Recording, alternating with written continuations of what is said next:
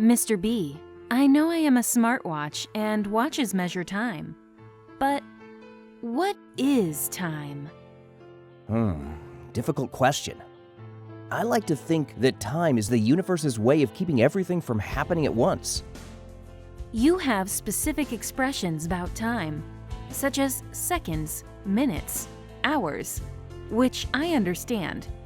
But you also use good times and bad times. Well, yes, because time is subjective to our emotional perspective. 1 hour may seem like ages when we are caught up in a plain conversation, and it may seem like seconds when working on an inspiring project or spending time with a friend.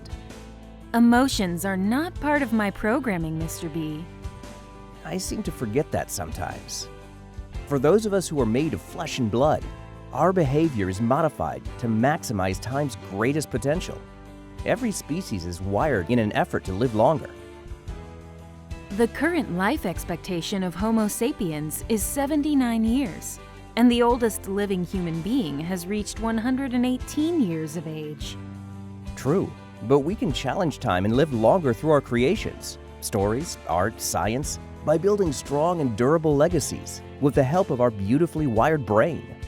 And for the last centuries, companies as well have been active players in carrying on ideas as legacy. How do companies accomplish that? Flexible thinking is a key ingredient. Take Skoda Auto, for example.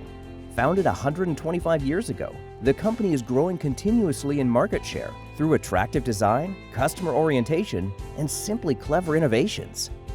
At the plant in Mlada Boleslav, they use the most flexible approach by producing electric cars based on the modular electrical architecture, as well as conventional models. Past, present, and future meet on the same assembly line.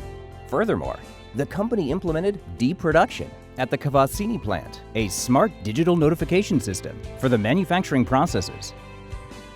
I get it, Mr. B. I am part of your legacy as well. A smarter watch. Yes, that's true. Simply clever.